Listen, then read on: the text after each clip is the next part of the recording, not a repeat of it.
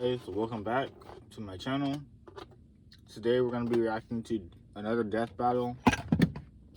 Big surprise there. Thor versus Vegeta, Marvel versus Dragon Ball.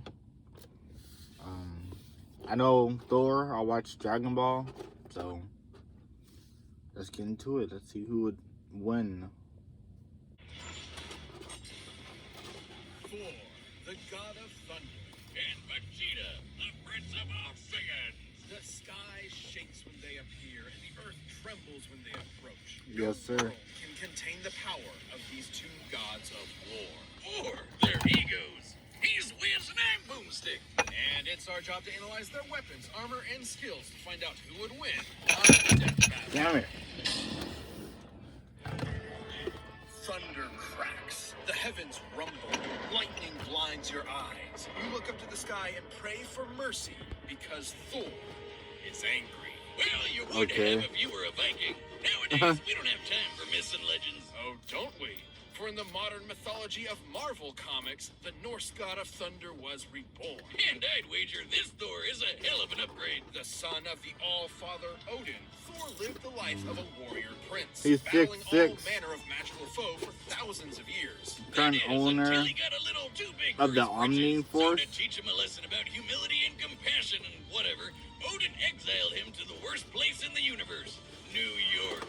Ooh, you hate to see it. Thor's Asgardian body is immensely durable, immune to disease, and capable of healing far faster Weather than any control, mortal man. He's also vulnerability, the literal god of strength. We're talking lifted a planet-sized rapid serpent healing strong, factor. knocking out the Phoenix Force strong, arm wrestling What? with Hercules, and almost throwing the Earth out of orbit strong. Notably, he was once blasted with a graviton bomb, which subjected him to the gravity of a neutron star. Yeah. That's over 200 billion times greater than Earth's gravity. And he's got the stamina to match. Nice. Able to fight for 40 days and 40 nights without stopping. And what better weapon for the god of storms to wield than a sentient cosmic storm? Eons ago, the almighty god Tempest rampaged through the universe. It arrived in Asgard, and after a pitched battle, Odin managed to trap it within a block of the magical ore Uru that he would forge into his son's hammer, Mjolnir. Oh, I was about to say, more what? can be said about this beautiful thing? Forged in the heart of a dying star that went supernova and killed the dinosaurs, Mjolnir is maybe my favorite thing ever. He can channel bolts of lightning, manipulate the weather, open portals to other dimensions, and absorb and redirect energy attacks. Yeah, Or God just Blast. suck it out of your body against your will, like with Cut this through radiation dude. celestial The presence. armor. Not gonna be present for much longer, bud. He's even used two Double Mjolnirs Thor to absorb strength. the power of the God Bomb, which would have killed every deity in existence across time and space. That's just the tip of the iceberg. Mjolnir can transmute the elements, turn Thor invisible and intangible, let him travel through time, and even bring people back Through to time? life. And if Thor wants to fly, all he has to do is take it for a spin.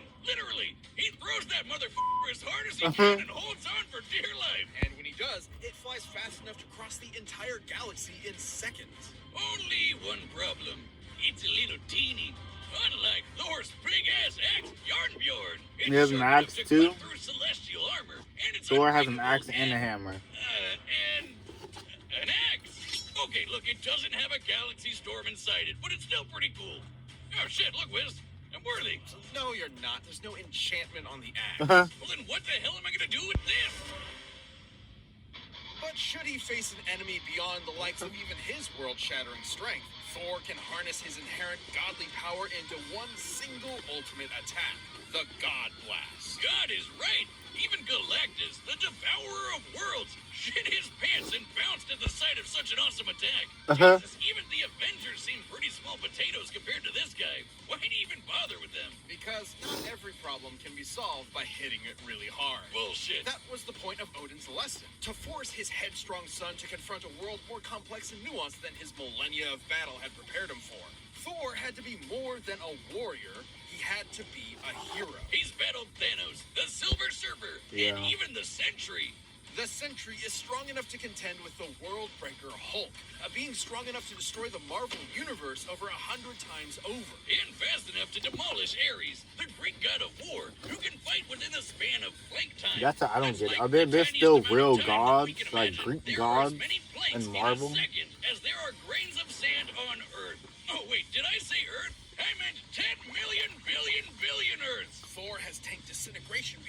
tear apart his atoms one by one, survived Mephisto trying to consume his soul, and even withstood a temporal rift that aged normal people to dust. Oh, he's a hard bastard to kill, and even nastier when he loses his temper. By entering a state known as Warrior's Madness, Thor commits an unpardonable sin in Asgardian society and willingly sacrifices his sanity for a tenfold increase in power. Yeah, despite being a really sweet lunk that talks like he's in Masterpiece Oh, wait, yeah. Theater and dresses I like think I've he's seen in this whenever in that Thor is death struggled battle, with being worthy of his father's Thor versus legacy and Wonder throne. Woman. But no matter what unbelievable shit Marvel throws at him, Thor always rises to the occasion. Take the time. This big machine called the World Engine was controlling Yggdrasil, the world tree that connects 10 universe-sized realms. The World Engine's purpose was to mechanically trick Yggdrasil into disrupting the natural flow of Ragnarok, the end of the world. So Thor just pushed it and literally reversed the flow of fate. That's right. He outmuscled a giant multiversal tree and prevented Armageddon. Not a bad Saturday. And he'd go a step further and defeat the mysterious elder gods that manipulated the cycle of Ragnarok in the first place, ending it forever. So perhaps now, when you look up at the thundering sky, you won't fear the god's capricious wrath. Because you'll know it's just Thor, the god of thunder, kicking ass and saving the day. Nah, what happened to his eye? I haven't seen any of the movies, dude. Planet Vegeta, home to the bloodthirsty warrior race known as the Saiyans, and named for their mighty That's leader, my King thing. Vegeta. Noting the Saiyans' proficiency in genocide, the alien emperor King Cold and his son Frieza contracted them to be their personal hit squad, conquering worlds in their name. But Yes, when sir. Frieza felt these monkeys were getting a bit too uppity for their own good, he nuked them in their whole planet. Or The Short king One, or was who? dead, leaving his young son, the Prince Vegeta, alone. Burning with a grudge against Frieza for wounding Hey, his ancestral 60, pride, Vegeta 68. awaited the moment he could extract his revenge. Me and him are the same height. Former top enforcers, Veggie was trained for birth Trained to by be the one god of of the greatest destruction. warriors in the universe. It helped Likes the planet Bulma, Vegeta his had a children. gravity 10 times greater than that of Earth's, making his natural physiology significantly stronger and more durable than a human's. As in making the whole friggin' earth shake just by throwing hands. And like all Saiyans, Vegeta can harness his ki. Or He pure could really life blow force up as a the physical whole energy to planet make him even in part stronger, 1. faster, and tougher than that. Or literally shoot it at your opponent to blow him to kingdom come. That's right, Vegeta What? can point and click a planet out of existence with his soul. Man, that's hardcore. He can use ki to fly at faster than light speeds, slice you to pieces with an energy blade, and even hold you in place with energy rings. So, let's be real. Vegeta's favorite attacks can be summed up with Big Ass Laser. He's got the purple Yeah. Big Ass Laser, two-handed Big Ass Laser, rapid fire Big Ass Laser, exploding pretty ball much. Big Ass Laser, and fucking omnidirectional your ass is grass Big Ass Laser. This- So I gotta say, my favorite Big is the lasers. mouth wide open vomit Big Ass Laser. So that's more of a Nappa thing. Kinda like this. Impressive ki master moves. It hurts when I breathe. Vegeta's most terrifying ability, however, is the one inherent to his Saiyan biology. Whenever a Saiyan Instant survives a life or death transmission. struggle, their power increases Ultra- exponentially. That's what Ultra Frieza was ego. so terrified of. The Saiyan's infinite evolutionary potential. So it's no wonder Vegeta eventually toppled the alien tyrant with the help of another surviving Saiyan, Kakarot. And with Frieza's defeat at the hands of this earthbound Super Saiyan, Vegeta had a new rival and a new goal. Become blonde! No blood required. Vegeta can harness the rage of his Saiyan heritage and transform into a Super Saiyan 2 and a Super Saiyan 2. But try as he might, Vegeta struggled to keep up with Goku's ever-increasing power. Crazy. I guess it doesn't help that Veggie is maybe the single cockiest bastard to ever have existed. Yeah, sure, dude. Let Cell become perfect. Nah, we'll be fine. Hope your spine is doing all right. Dumbass. Though Vegeta did manage to accomplish something that even Goku couldn't do on his own, becoming a god. Once he and Goku met the god of destruction, Beerus, they had a whole new lineup of martial artists to conquer, with some angelic training to boot. With Spirit Fission, Vegeta can forcibly absorb an opponent's ki with every strike. And he even learned Goku's patented instant See, this isn't a transmission, manga. I don't know allowing him about to this. teleport huge distances. But most importantly, with God Ki, he can go even further beyond and become a Super Saiyan God. A Super Saiyan God, Super Saiyan Blue. and a Super Saiyan God, Super Saiyan Evolved. His power got completely insane. The dude was strong enough to destroy the room of spirit and time, an entirely separate dimension, just by powering up. When Goku fought Beerus,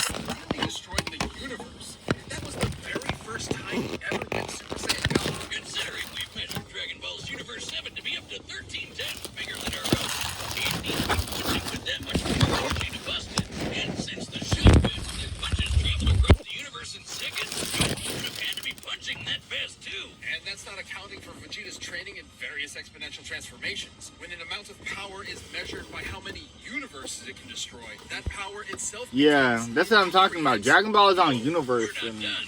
Vegeta can tap into the same monstrous energy Beerus has, destruction energy. And when he does, he can perform Hakai and erase your ass from existence entirely. It erases you physically. It's scary that Vegeta has that power. As it wipes you from time itself. Such is the might of a god of destruction.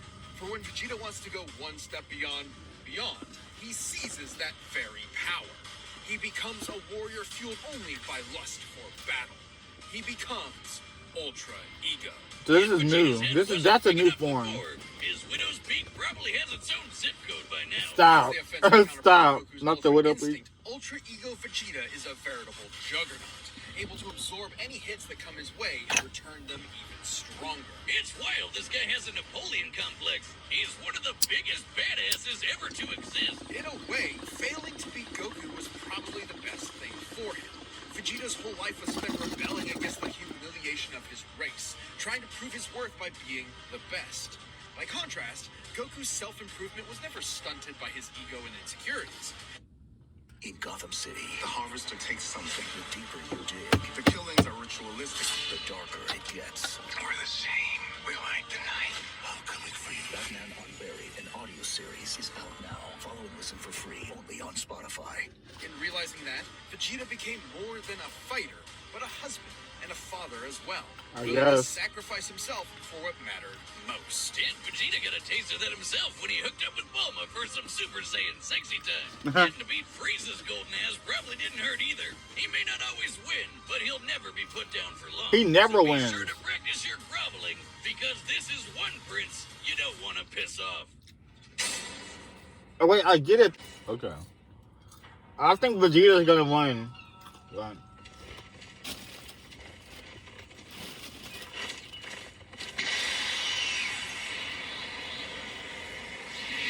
Look at him powering up. Oh there, mighty warrior. What business havest thou upon earth? Throw that hammer at me again, and my business will be polishing my gloves upon your face. Uh-huh. He trying that. Didst that count?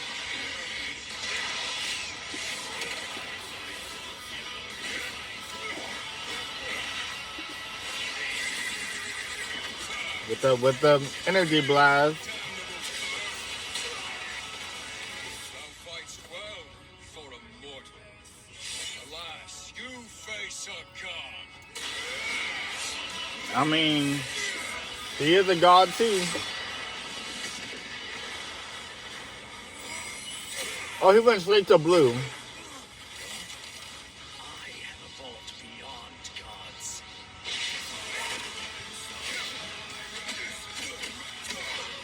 He's not wrong though. See, that's what I'm talking about. Damn. The planet's gone, huh? Oh wait, he caught it? With Mjolnir? How?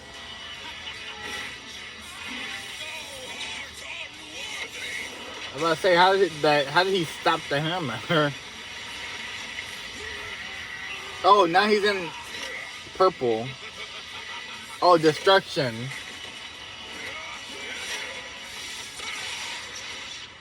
Tell me, does a god such as yourself feel fear? Ooh. Ooh. Damn.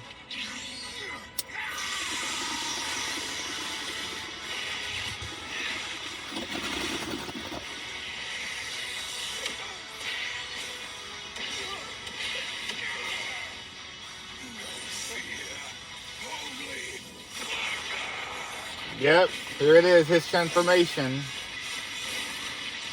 But I think Vegeta has one more.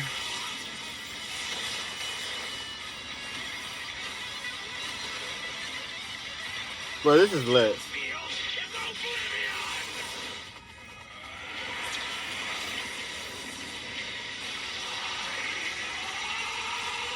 Flash!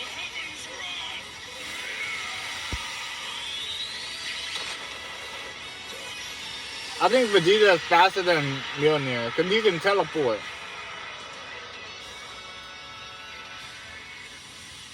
Did he win? Oh no.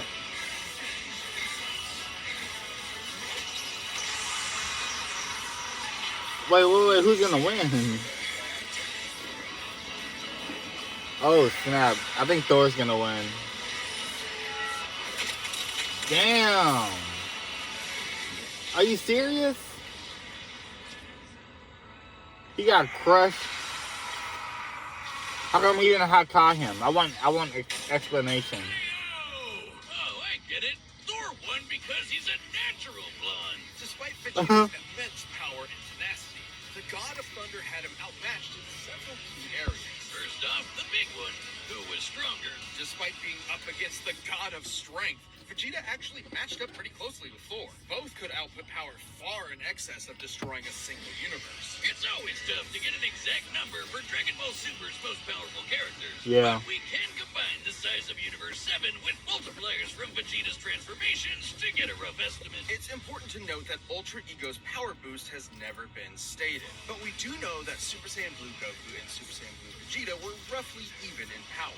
When Goku applied a Kaioken times 20 boost to fight Jiren, Vegeta kept up after going Blue Evolved, implying that both increases in power are roughly the same increase. I guess. Similarly, Blue Vegeta matched base Top and needed Blue Evolved to keep up with Top's God of Destruction form, which is extremely similar to Ultra Ego in theme and purpose. Given this is the best current example of a measurable form akin to Ultra Ego, we can assume that Ultra Ego's boost in power, at least initially, could be extremely similar in terms of a percentage increase, making Ultra Ego's original state about 20 times more powerful than Blue Evolved.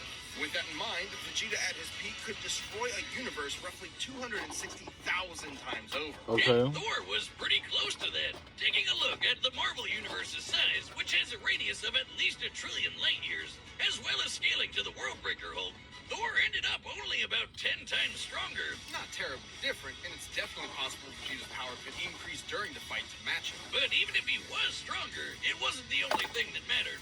Ultra Ego's damage absorption could only do so much against an opponent like Thor. Vegeta may have trained as a warrior from birth, but Thor has been fighting for millennia against a much wider That's true. He is older.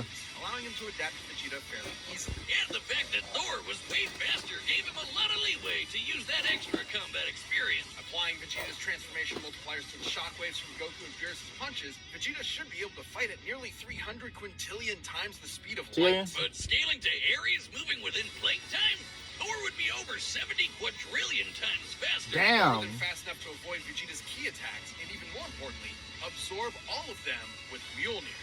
This alone could shut down all of Vegeta's ranged attacks. Sure, Veggie could absorb it back with Spirit Vision, but he'd have to hit Thor first. And with that much of a speed difference, that's easier said than done. Yeah. And since Thor can Okay. just will the energy out of somebody, he could just take it right back. And then some. Even without absorption, Vegeta's ki reserves are not infinite, and many of his battles have ended with him at low energy. He Oh. was exhausted by the end of the Tournament of Power, which lasted about 1 hour in total. Meanwhile, For real? Thor Just a fought 1 hour, the whole for a thing? month straight. Theoretically, Vegeta could have ended the fight immediately with Hakai, if not for the fact that Thor has resisted existence erasure before, including physically, spiritually, and temporally. Meanwhile, Vegeta had no way to match the God Blast, which could have killed friggin' Galactus. And Oh. that guy has threatened the infinite multiverse. He was just too destruction fast and just too as a strong side and too effect of his powerful. battle. That's a level of power beyond anything we've seen in Dragon Ball yet, let alone Vegeta. Vegeta was never going to go down easy, but Thor's raw power, speed, and devastating godly abilities were too much for the Prince of all Saiyans. Vegeta nearly won until Thor blew his mind. You might say that pun was kind of terrible. You don't do puns! We talked about this! Aw. My thing. Well, the winner is Thor. Okay, I guess. Thank you for watching. That's what Stay tuned every for Dragon Ball the next character matchup loses. next week. But you can always get more Death Battle right now by clicking one of those boxes right over there, and by downloading the battle music so right linked next- down below. Who's next? Who? Homelander. I don't know who those people are, but thank you for watching. I'm gonna go. not to wet to death. Goodbye.